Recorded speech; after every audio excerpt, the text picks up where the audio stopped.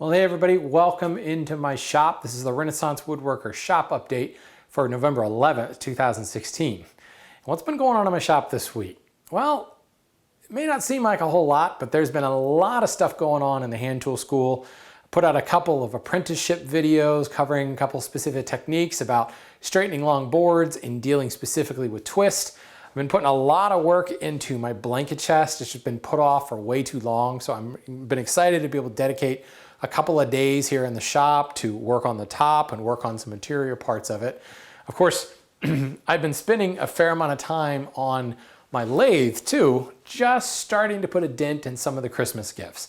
Typical projects, I've done some small finial work doing calligraphy pens.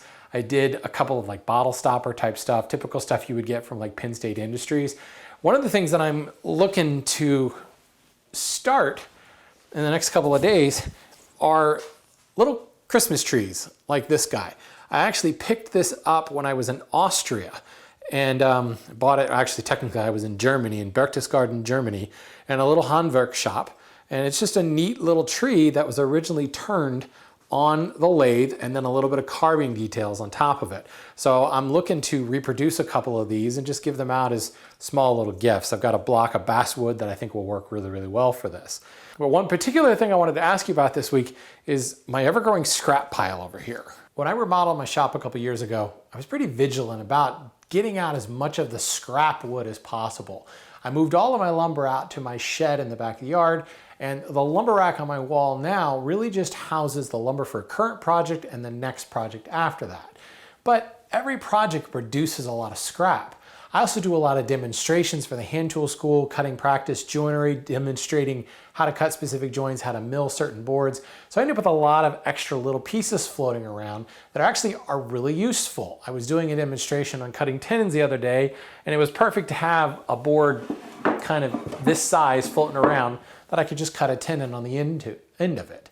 So I'm hesitant to just start giving it away wholesale, but at the same time, I don't want to stick it in my lumber shed, which is filled with much bigger boards. It's just going to get lost in all those bigger boards. So what I'm curious from you guys is, how do you store your small scraps? Certainly I'm going to get to a point where I'm going to just have to say, look, let's get rid of it and give it away to somebody. But right now it's still a relatively small collection. It's leaning up here against the wall, so I can kind of get to it and sort through it a little bit easier. So I think whatever I do needs to be some sort of vertical storage like this, but I'm real hesitant to start blocking off a lot of space in my shop for this lumber. That was the way it used to be in here, and it got out of control.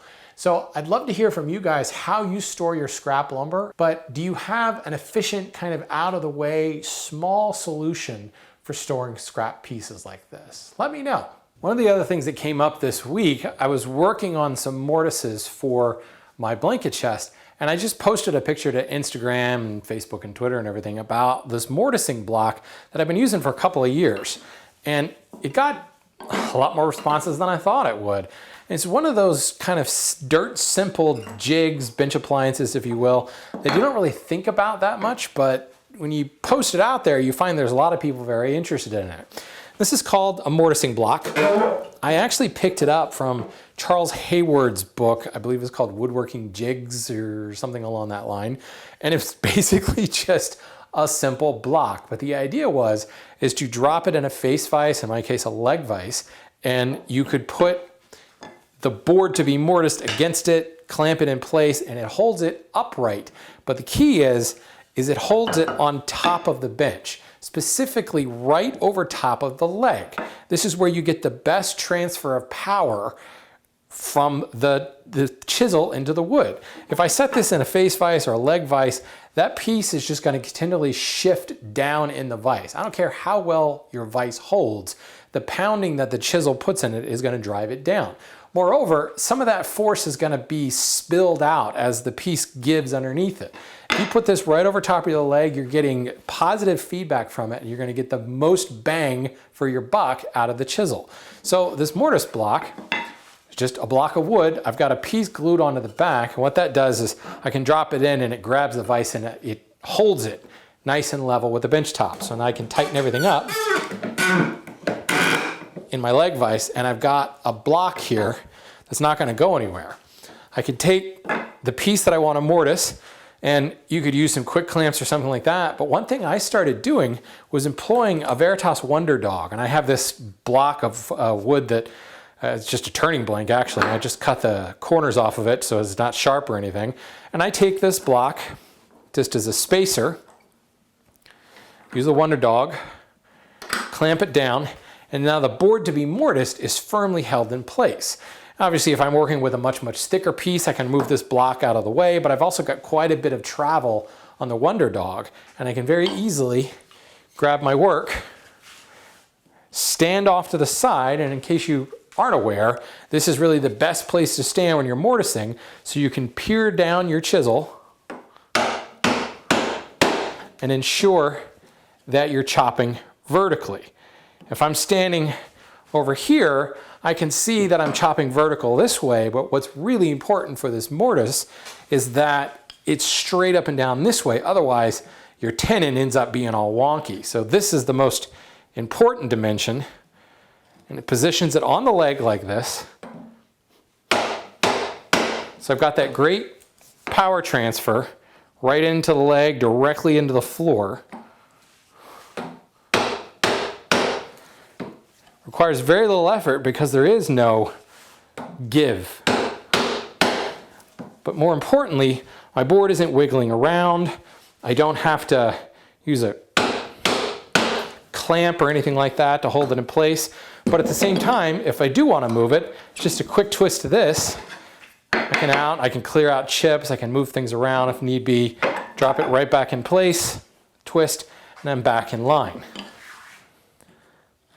And go back to work. Now the one area where you do want to make sure that you want to stand off to the side, clear this waste out of here. When you get to the end of the mortise, you do want the walls to be square, straight up and down. Well, when I'm ready to chop out the ends, I can then just move over and I can stand here and I can very easily see am I square or am I not? And I can sight down it.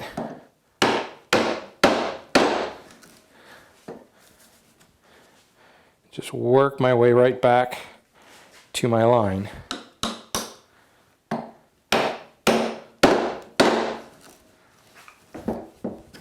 Like that. So there's the mortising block. It's a stupid simple jig, if you will. I added the modern touch of the Wonder Dog, and I find that it's really easy to set up, break down, and it's the best mortising solution that I've come up with, and I've been using this about 6 years now.